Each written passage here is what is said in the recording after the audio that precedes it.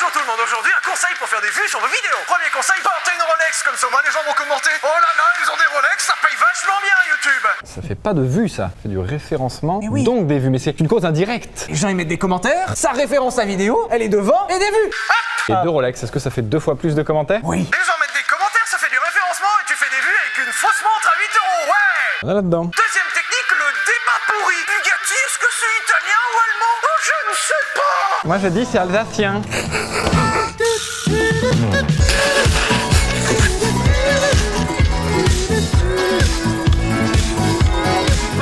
Troisième conseil, mettez des meufs à poil sur la miniature. Il y en a pas dans la vidéo, mais on s'en branle, ça va cliquer. Excuse-moi, tu as interruption de programme? Ouais. Vous avez des beaux porte-clés maintenant. Ah, c'est cool. Ouais. Putain. Quatrième conseil, faites un placement produit dégueulasse en plein milieu de la vidéo pour faire de la moula et hop. Et enfin, cinquièmement, parlez d'Instagram. Des Twitter. Oh, tu salis pas celui-là. J'ai pas le droit de salir celui-là? Non, parce que c'est le seul que j'ai et je voulais faire des photos. Regardez cet homme qui se croit discret en plaçant ses t-shirts. Quel enculé. Allez-vous-en maintenant.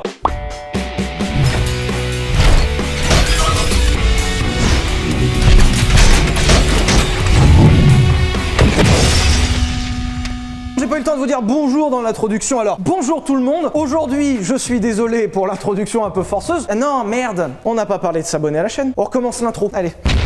Conseil 42, pensez à vous abonner à la chaîne, c'est très important. Aujourd'hui, on va parler alors d'un concept. Calmez-vous, cette voiture n'a jamais été produite, donc il est impossible de l'avoir et quand bien même ce serait achetable, je pense que personne ne voudrait l'acheter. Mais il s'avère que dans les années 90 et en 4... Alors, je crois que c'est en 94. Oh là les notes. 94, oui, c'est mon année de naissance. Eh bien, tu es né sous le signe de l'espace F1. Moi, je suis né sous le signe de Jurassic Park. 93. Team 94? Non, Team 93. Dites-nous si vous êtes plutôt Team 94 ou 93 en commentaire en dessous. Mais cliquez.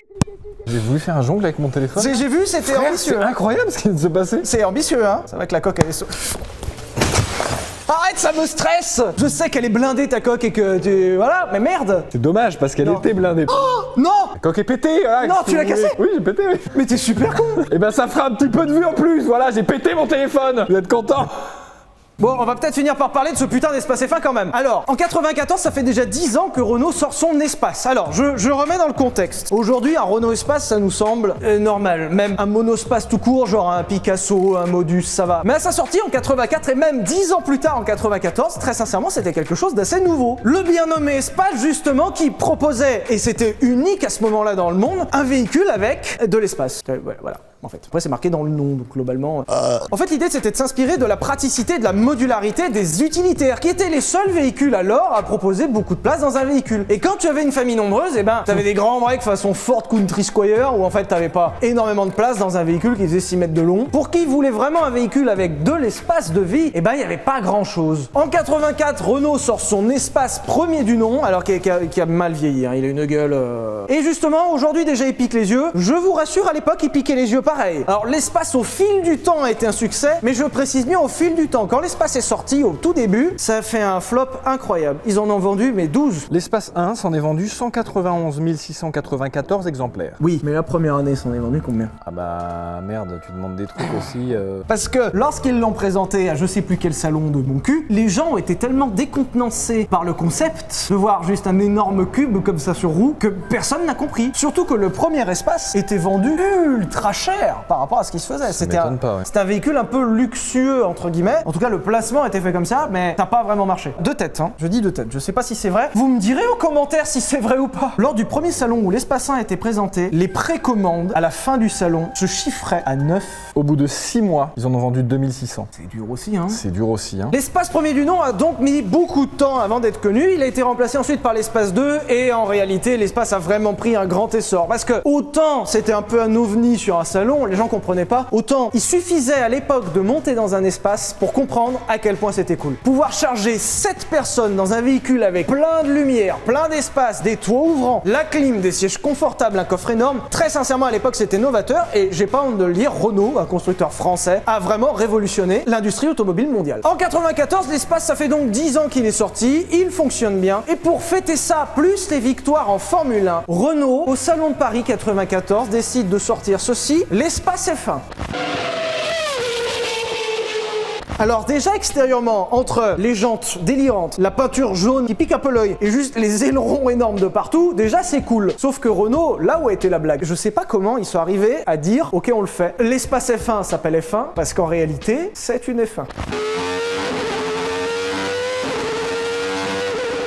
S'il y avait une voiture que je pouvais acheter dans ma vie, ça serait un espace F1. Parce que, on a l'impression que c'est un projet tuning, tu dis nanana, il y a rien, il y a juste un aileron. À l'intérieur, vous trouverez un V10 3,5 litres de 820 chevaux environ. Pour seulement 3,5 litres. Ça, c'était les moteurs F1 de l'époque. Bah ouais, mais c'est génial. Sans turbo, atmosphérique, monté sur un châssis de Formule 1 Williams de l'époque, assemblé sur une structure tout en carbone pour créer une Formule 1 monospace. À tel point que du coup, tu peux juste pas l'utiliser parce qu'il y a actuellement, je crois, 3 ou 4 personnes en France qui savent le faire fonctionner. Alors comme le disait Pierre, effectivement à l'époque les moteurs de Formule 1 étaient moteurs atmosphériques, il n'y a pas de turbo. Oui, 3,5 litres de cylindrée pour sortir 820 chevaux. Pour vous donner un référentiel à quel point les moteurs de Formule 1 à l'époque étaient dingues, c'est que là on sort 820 chevaux avec 3,5 litres de cylindrée sans turbo. L'une des voitures de série actuellement qui s'en rapproche le plus c'est la 812 Superfast qui fait à peu près les mêmes chevaux avec 6,5 litres de cylindrée, c'est-à-dire avec un moteur presque 2 fois plus gros et déjà n'espérez pas passer les 100 000 km avec une 812 Superfast. 820 chevaux pour 6,5 litres, le rendement d'enfoiré. Et en Formule 1, on sortait à l'époque avec 3,5 litres, 820 chevaux. Alors l'endurance d'un moteur de 3,5 litres et 820 chevaux est de quelques milliers de kilomètres, c'est-à-dire qu'au bout de plusieurs milliers de kilomètres, le moteur est juste mort. T'en demandes tellement que c'est fou. C'est des moteurs en plus qui peuvent fonctionner difficilement sous les 8000, 10 000 tours minute et ça a son importance, j'y reviendrai juste après. Et là c'est un délire absolu, je sais pas, très sincèrement je pense que chez Renault ils étaient totalement bourrés quand avec Matra ils se sont dit ok les gars on fait un monospace de 800 chevaux.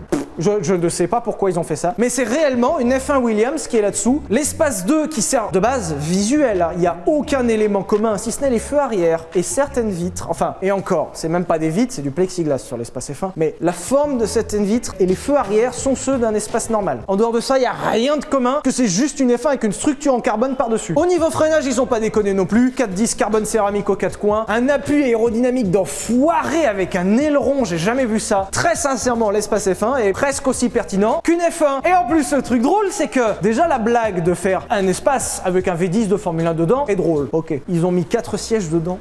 Non, allez.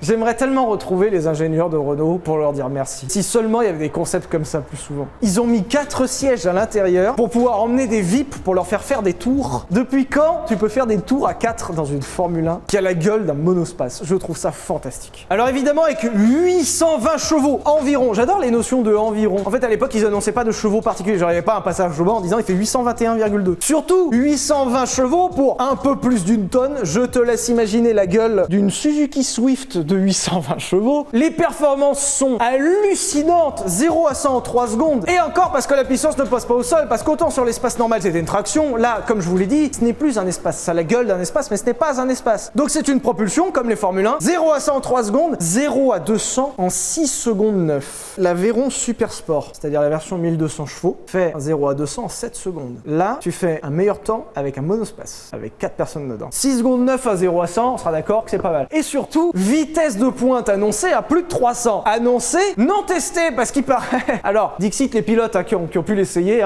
je reviens un petit peu après, apparemment, le véhicule est tellement terrifiant que les 300 seraient difficiles à appréhender dans ce véhicule. J'adore. Il fait 300, mais même des pilotes ont du mal à se dire, ok, ouais, 300 là-dedans, je vais crever, frérot.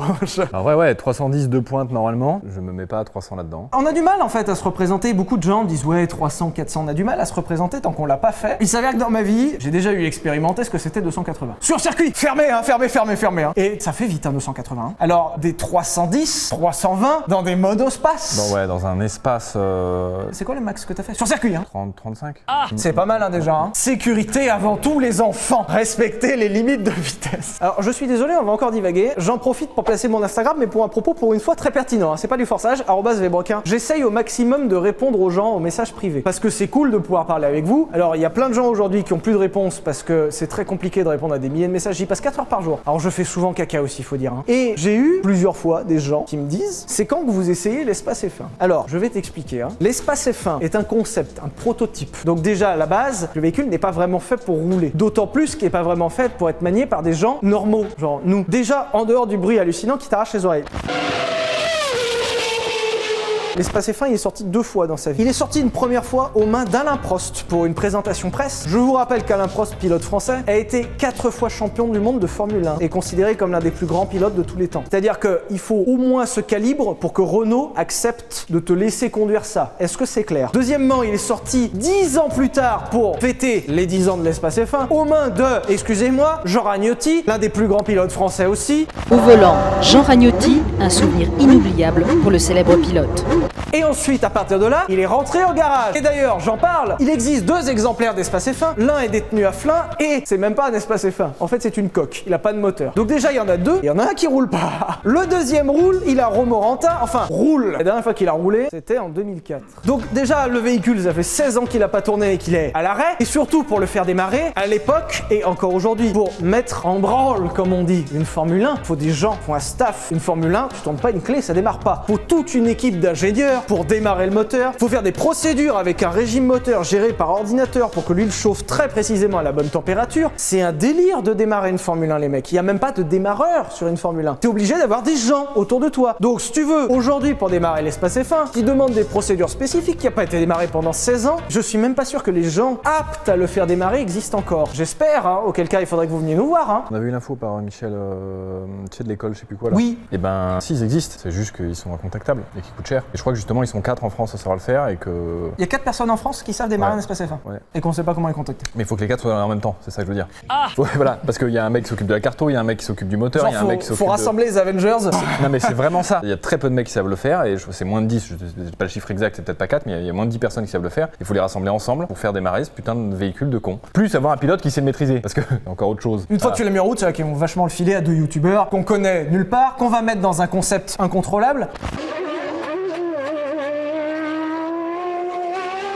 Et qui a juste une valeur inestimable. Donc, excuse-moi, ton message privé, certes, à la base gentil, hein, c'est quand que vous essayez l'espace F1? Ta gueule! Juste ta gueule, ta gueule, ta gueule, ta gueule! C'est pas gentil ça. Mais non, c'est pas gentil! Alors l'espace F1, vous allez vous demander, c'est bien gentil tout ça, mais à quoi ça sert? Alors déjà, dans un premier temps, je répondrais, ça fait des années, des dizaines, des centaines d'années que les constructeurs font des concept cars, ça n'a jamais servi à rien. Alors, il y a des concept cars qui ont servi à quelque chose, genre le concept car de la 350Z, qui a été dérivé de façon très proche en série, l'Audi TT, la Bugatti Veyron, donc certains sont relativement utiles. Et puis surtout, les concepts, c'est là pour faire rêver. Et très sincèrement, avec l'espace F1, ça fait rêver. Enfin, je sais pas ce que t'en penses, Pierre, mais c'est... Ah, mais moi j'adore. Personnellement, ça me fait d'autant plus rêver que par exemple, au hasard, un concept qu'a sorti Renault un peu après, genre le concept Désir, ou alors celui qu'on avait vu au mondial d'il y a 2 ans. Tu sais, le mondial, le truc annulé là. Le mondial où on devait exposer notre multiplat. Le mondial où on avait négocié un stand pour exposer notre multiplat. Bref, autant Désir, c'était un exercice de design, pourquoi pas, qui a présenté la ligne des nouvelles Renault. Bon, allez, ok. Mais alors, l'espèce de brique qui nous avait sorti au mondial 2016, qui est-ce que ça fait rêver? Là, au moins, je suis désolé, je suis pas forcément pro Renault, je suis plus team PSA. D'ailleurs, dites-nous en commentaire si vous êtes plutôt team Renault ou team PSA. Allez, 4 débats. Yes. En attendant, je dois reconnaître que Renault a fait un concept qui a fait rêver tout le monde. Il a été même présent dans des jeux vidéo, genre dans Gran Turismo, on le retrouvait. Ça fait rêver le monde entier. Et si pour moi, l'intérêt d'un concept car est quelque part, c'est de faire rêver le monde entier. Et là, franchement, ils ont réussi. Alors, l'espace F1 est sorti 2 fois pour des représentations presse, piloté par des grands pilotes, certes. Et surtout, deuxièmement, étonnamment, l'espace F1, pour des raisons de pub, a servi aussi de safety car, c'est-à-dire ça a servi de pace car pour des grands prix de Formule 1. Mais il a eu une carrière extrêmement éphémère et on se demande pourquoi. Et ben en fait, une Formule 1, comme je vous le disais au début de l'épisode, n'est pas vraiment faite pour tourner au ralenti. C'est pas une voiture pour faire de la ville. Hein. Tu n'as pas un moteur Formule 1 pour faire de la ville. Je sais que Mercedes AMG va sortir la Project One avec un moteur de Formule 1. On est quand même sur des moteurs bien plus récents, qui prennent moins de tours. Et puis je pense qu'ils vont te faire une carto street légale, un truc un peu plus exploitable quand même. Et puis ça sera assisté par de l'hybride, c'est différent. Là on parle d'un V10 à l'ancienne qui te hurle dans les oreilles. Le truc c'est qu'ils l'ont engagé en pace car, c'est-à-dire en voiture de sécurité. Donc quand il y a un problème sur une course de Formule 1 et qu'il faut appeler la voiture de sécurité, et ben c'est l'espace F1 qui escorte. Et ils escortent aussi le tour de chauffe au début. J'adorerais être dans une pace car un jour dans ma vie. C'est très drôle là. En réalité l'envers du décor il est pas très drôle. Alors oui, t'as le début, le premier tour de chauffe qui est très cool parce que tu parades, t'as plus de 20 gogoles derrière toi, complètement énervés avec le pied sur l'accélérateur de la Formule 1 derrière, qui sont bouillants. Ok, ça doit être très cool, mais une fois que t'as fini le tour de chauffe, une pace car, ça s'arrête et ça attend. Ils sont là, moteur tournant dans les stands, ils attendent. Actuellement, je crois que c'est un SL63 qui fait pace car. Non, c'était un E63. Ah mais non, mais de toute façon, la Formule 1 est annulée cette année. Tu sais, le Grand Prix de France de Formule 1 Oui, celui qu'on devait faire, ouais. Où on était invité en VIP par leur gars. Et s'il n'y a pas d'intervention de voiture sécurité, bah les mecs ils sont comme ça dans la voiture. Pendant 2 heures. C'est bien la Pescara. Heureusement qu'il y a la clim. Hein. Mais justement, en fait, dans l'espace F1, il n'y avait pas la clim, il n'y avait pas de confort. T'avais un V10 qui te hurlait dans les oreilles au ralenti pendant 2 heures. Pour le bien de la voiture et le bien des pilotes à l'intérieur, ils ont vite abandonné. C'est dommage, hein, parce que c'était cool d'encadrer des Formule 1 avec une Formule 1 monospace. Voilà, alors c'était pas l'épisode peut-être le plus complet en termes d'histoire, parce que bah c'est juste un délire un soir où ils étaient très certainement bourrés, j'en suis convaincu. Mais c'est une voiture qui a tellement marqué son époque, c'est tellement fou cet espace F1, je demande même pas à le conduire. Déjà, juste si je pouvais le voir tourner vivant, tu vois, juste le voir tourner un jour dans ma vie. Déjà, ça serait cool, pas fou, mais cool. Mais alors juste pouvoir monter dedans un jour, très sincèrement, après je pourrais crever. À choisir entre un tour de F40 passager ou un tour d'espace F1 passager. Tu peux en faire qu'un dans ta vie. C'est dur, hein. C'est dur, hein, parce que la F40 qu'on fera hein, en Vultec, hein, je vous le dis. Ah ouais, je pense que c'est l'espace F1 parce que je me dis, déjà, il y a peu de gens qui ont fait des tours en F40. Ah, il y en a pas beaucoup, oui. Mais alors, des gens en F1, en espace F1. En F40, peu. En F1, peu. En espace F1, Très peu, hein, finalement, parce Franchement. que là, il y en a 2, en fait, hein, donc... alors il y en a 2 qui l'ont conduit. Allez, si tu comptes En vrai, les l'espace ingénieurs, F1. t'as peut-être 10 personnes dans l'histoire qui ont l'expérience de ça. Je sais pas si on peut faire plus rare. J'ai même pas dit au début que c'était un Vultec. Hein. Merci d'avoir regardé ce Vultec. J'espère que ça vous a plu. Si vous voulez qu'on aborde d'autres véhicules un peu fous, je vous demande votre avis justement en sondage ou en commentaire. Je voulais vous parler de l'Escudo Pikes Peak. Vous me direz si ça vous fait envie ou pas. Et puis de parler plus largement du Pikes Peak. Soit les gens connaissent pas, soit j'en ai rien à foutre. N'oubliez pas de vous abonner à nos réseaux, notamment Instagram. Et à la chaîne. Il faut forcer pour la chaîne, on le fait jamais. C'est un réseau, la chaîne. Oh, c'est malin ça. Merci de nous avoir regardés et puis gros bisous.